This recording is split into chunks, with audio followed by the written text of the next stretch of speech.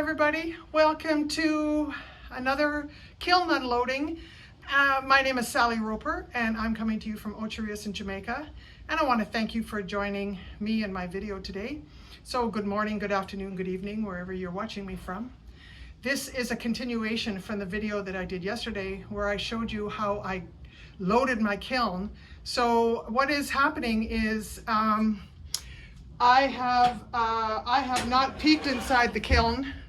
Well, that's not entirely true. I actually did open up the lid and then realized that my video wasn't on. So I have seen the very top of the kiln, but nothing more than that.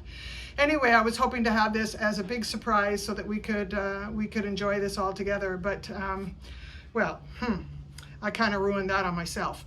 So with no further ado, I'm going to angle the camera down to the top of my kiln and give you the same angle view that I showed you in yesterday's loading of the kiln. And let's get to it and we'll just unload this baby. So there we go. I think you should see in okay. So 1, 2, 3, woo! And there you go. So I know that these pieces are warm. But I will pick them up anyway, and then I'm going to use my gloves pretty shortly. So this is the bowl that I did a refire on. This had a white bottom, much like it is here, and I just put some of the Opulence French Blue on the bottom, and I actually do like how that looks, except if you'll notice, I have a great big huge crack, and yeah, it's gone through to the bottom. So this I can't sell. I'll probably put it in my kitchen and use it for whatever won't seep through the crack. Maybe potpourri or potato chips or whatever. But anyway, I can't sell that now because of that crack, which is a bit disappointing. But it's all a learning curve. The rest of the kiln is my Laguna 391 clay. It's this dark brown clay. It's a dark brown when you throw it, and then it turns almost to a brown black on the bottom. And there's my signature with Jamaica written on the bottom. And what I did when I made them, after I trimmed them, I wiped them with some white slip. And that seems to be what is the accent feature. I did dip it in Opulence eggshell, and I have some on the inside. I did pour it on the inside as well. And what seems to be coming up to me is the streakiness of how I applied the slip, and has nothing to do with how I applied the glaze. So that's kind of interesting, a little lesson. I'm very surprised by it, but I'm not upset by it. I applied the handle after I did the slip, and then when I was preparing it for firing, I waxed the handle before I dipped it, and then I could just wipe off any of the glaze that stuck to the handle, and that was pretty easy. But I like it. It's not even close to what I expected, but it's not bad. And here's a vase that goes with it, and it did the same thing again. The highlight seems to be the application of slip, and not the glaze. So very interesting. I'm going to remove this top shelf. Be very careful. It's an advancer shelf, so nothing's going to stick to it. Anyway, these are all starting to get down now into individual pots. These are, I have several of them. There's a set of 4 of them. And I had no idea what to expect when I made them. I brushed on Coyote Goldenrod Chino on the inside, 3 coats, and it came out pretty dark. And then I did Pistachio Chino on the outside. So the outside is looking pretty much like how I expected. I expected the inside to be a little brighter because I thought having a bright color on the inside would help with the reflection of the light and the flame when you put a little tea light in the bottom of this, or you could use fairy lights or whatever. But I'm really not disappointed. I think those will sell. They're really pretty. And there's 4 of them. So there they are. So this is just a grab bag of of surprises, because like I said, I have no idea using the white slip on the Laguna 391 clay. So this is the same. I did white slip on the outside, and this is Opulent Sea Spray, and I have 4 of those. So there's 1, 2, 3, and 4. So I have 2 small ones and 2 taller ones. So they turned out really nice. I'm really happy on the inside. I did not use the white slip on the inside, so that is how the clay or the glaze looks truly on this clay, and I don't know if you can see the difference. Let me see if I can get that to an angle where you can see, maybe you can see the little bit of difference. So this is a little bit greener and lighter because of the slip. I'm happy with those. Those turned out really nice. And this, this is a cute little fella. This is an eyeglass holder, and let me see if I can show you how it works. Yeah, here, you just, let me put this somewhere there, and I'll take off my glasses, and you just sit your glasses on it like that. But unfortunately, I see a little flaw that I have. There you go, the glasses will sit on it like that. Kind of a man's thing. What I didn't do is make this slit deep enough. I should have gone down at least another 1/2 inch. And that's a little bit of a design flaw, or cutting flaw on my part. Let me get my glasses back on. Again, this is the Opulence Sea Spray, and I carved out and trimmed a little, just some little stripes in it when I applied, after I applied the slip, and then I just put on a nose. And anyway, that's that. And I have 3 of those, but we'll get to the others later. And then I have just some little little 4-ounce glasses that will go in a set with this jug. So it's just a little sip of water, and I glazed the inside because I didn't want to have raw clay on the inside of a drinking vessel. So that's really cute. It's probably, well, I can tell you how tall it is. So it's 3 inches tall. Cutie.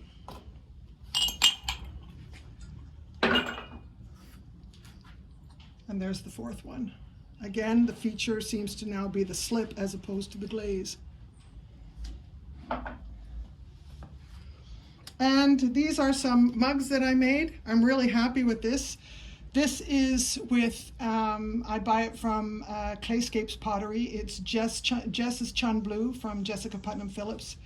And I just poured it on the inside, and then I dipped it like on an angle, like that on the outside, counted to 5 and took it out.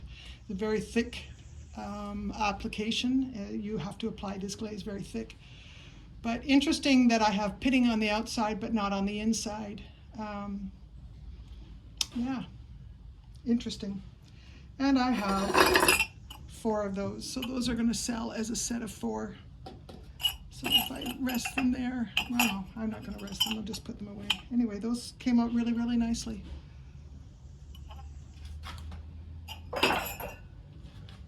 Okay.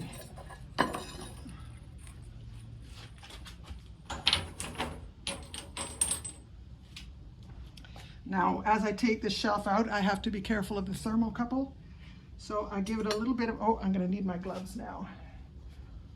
The kiln's at 125 degrees, so it's a little warm, but I don't want to take any chance and hurt my kiln and my thermocouple. So I just give it a little wiggle to release any posts that might have stuck to the underside, and then I just carefully lift it up.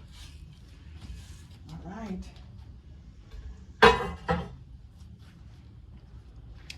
So these are full bowls, and I did these, and I put the slip all on the outside and all on the inside. So I got a lovely green. This is Opulent Sea Spray, and those turned out beautiful. And I have a set of 4, and because I throw to a gauge, they stack. It turned out really well. There's number 4. Again, on the inside. Adding the slip just created a little less of this pitting It's hard to describe. It's not pitting, it's just spotting. And because the plate is smooth to the touch, but you just had those little speckles that seem to come out. And maybe there's a way to prevent that. I thought that adding the slip would do that, but I don't know. Well, again, it's a learning curve for me. So here is a butter dish, a French butter dish, and what you do is you put butter in this part. You just soften some butter and smush it in there, and then what you do is you put a little bit of water into here, maybe about an inch or an inch and a half of water, and then when you're not using it, you just turn that upside down, and it just sits in there nicely, and the water seals the bottom of the butter vessel, and because it doesn't absorb any water, it repels the water, so it doesn't hurt the butter, but it stops it from going rancid. And these are cute little butter dishes. And this is done with the Coyote pistachio Shino. I only have 2 Shinos, and they're pistachio and goldenrod. And here's a chance now to see the goldenrod. And I really like it. I love this color, and I like how it plays with this dark clay. And that's the same thing. It's going to sit there like that. And I could have glazed all of this and whatever, but I thought I would. Again, I love this. I love the look of this clay. It is beautiful. So I wanted to showcase it in the pot. So that's my French butter dish.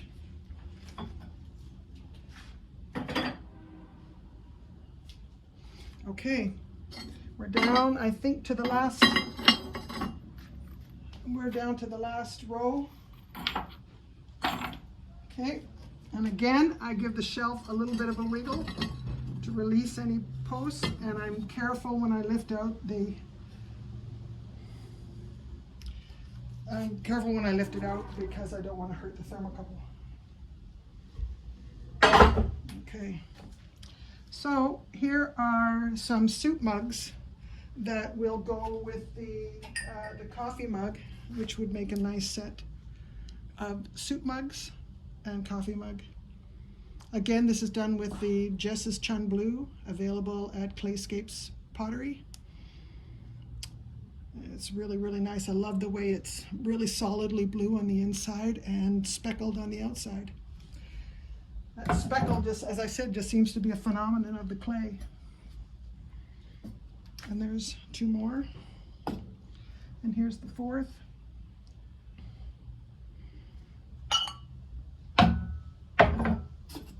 All right. And 2 more eyeglass holders.